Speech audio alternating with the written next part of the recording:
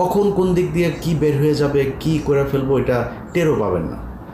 অতএব আবারও সাবধান করে দিচ্ছি, আবারও সাবধান করছি, প্রথম আলো, ডেইলি স্টার, সন্তোষ শর্মা, এইদিকে এই ভারত, এইসব ব্যাপারে যদি নাকি কারোর ভেতরে কোনো ধরনের দুর্বলতা, গাফেলতি, কোনো কিছু যদি দেখি, তাহলে কিন্তু তার জন্য বাংলাদেশে রাজনীতি করা কঠিন হয়ে যাবে। মানে আমি বিশাল কিছু আপনাকে ধমক দিচ্ছি এটা না, বাংলাদেশে মানুষ চায় না।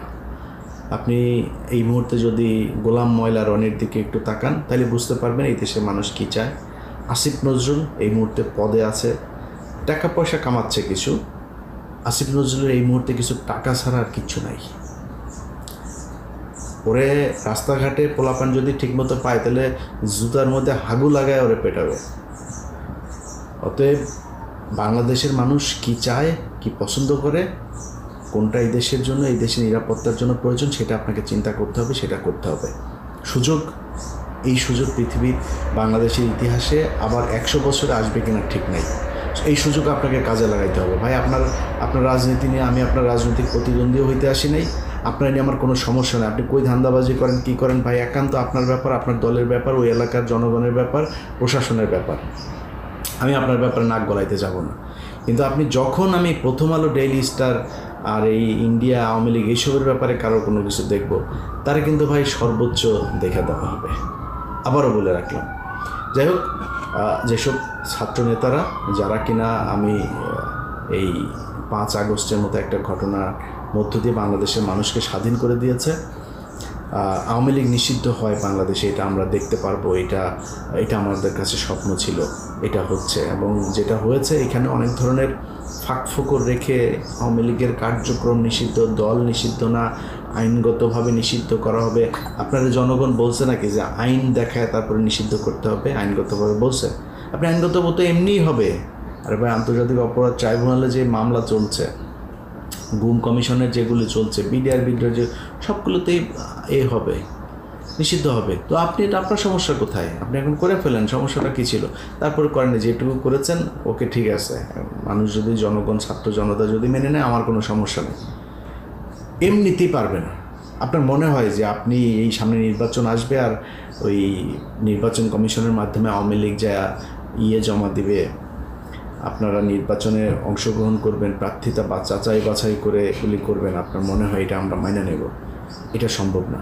এখনও গণমাধ্যম সহ বিভিন্ন জায়গায় যারা এই ধরনের চিপা চাপা দিয়ে আবার ফের আওয়ামী লীগকে বাঁচায় রাখার, আওয়ামী লীগ আসবে আনার জন্য করবেন, এবং যারা টিকে আছেন এখনও পর্যন্ত, তাদেরকে টিকতে দেওয়া হবে না। পুলিশ বলেন, সাংবাদিক বলেন, ব্যবসায়ী বলেন, যে যেখানে আছেন, আওয়ামী লীগের যে লেসপেন্সার যারা ছিলেন, কাউকেই টিকতে দেওয়া হবে না, সবাইকেই দেখে নেওয়া হবে ইনশাল্লাহ। অতএব ছাত্ররা এবং যারা আন্দোলন করেছেন তাদের সবাইকে আবারও ধন্যবাদ জানাই, এবং আপনাদের কাছে আমরা এই জাতি কৃতজ্ঞ। শুধু এতটুকুই বলবো ভাই, বাংলাদেশের এই যে আন্দোলন হয়েছে, এই আন্দোলনের মাধ্যমে বাংলাদেশে একটা নতুন শক্তির উদয় হয়েছে, এবং সেই শক্তিটা অবশ্যই আপনাদের এনসিপি।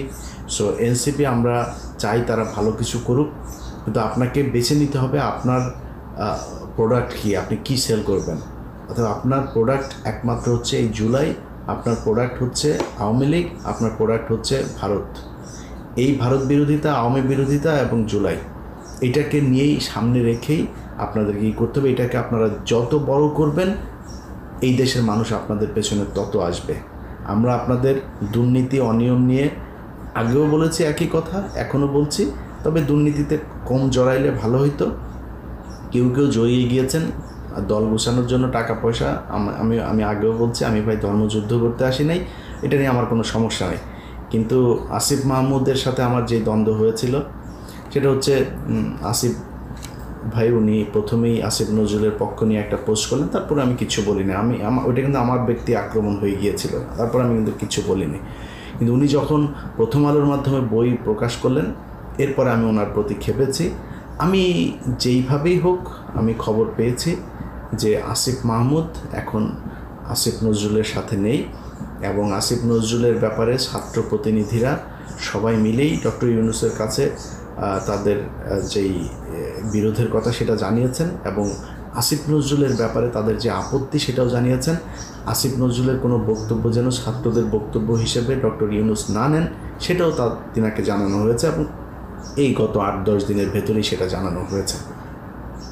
তো যে কারণে আসিফ, নাহিদ, হাসনাত, সার্জিস যারা যারা আছেন তাদের ব্যাপারে আমার কোনো নাই, কোনো অভিযোগ নাই। শুধু আপনাদের কাছে অনুরোধ থাকবে ভাই, প্রথম আলো, ডেইলি স্টার এইসবের ব্যাপারে যায় না। এইসব জায়গায় গেলে কিন্তু ভাই মাথায় রক্ত উঠে যাবে, তখন কিন্তু ঠিক থাকে না কারে কি বলবো। এটা ভাই আমার মানে আদর্শের খেলা, আমার একমাত্র পুঁজি এখন এই আমার মানে জীবনের টার্গেট হচ্ছে এই প্রথম আলোর এদের বিচার নিশ্চিত করা, এই সন্তোষ শর্মা সহ এদেরকে করা, এবং গণমাধ্যমে এখনও পর্যন্ত যারা যারা আছে তাদের, এবং এদের ব্যাপারে কিছুই যে হবে না তা না, এটার ব্যাপারে আমরা কাজ করছি। আমরা কাজ করার সেই ধরন, সেই সময়টা হয়তো আপনাদের বিভিন্ন সময় হইতে পারে, বিভিন্ন কিছু হইতে পারে, বাট দেখবেন যারা মনে করছেন বেঁচে গিয়েছেন, আপনাদের এই এই এই এই শাস্তি থেকে আপনাদের বাঁচাটা এত সহজ হবে না। সবাই ভালো থাকবেন, আল্লাহ হাফেজ।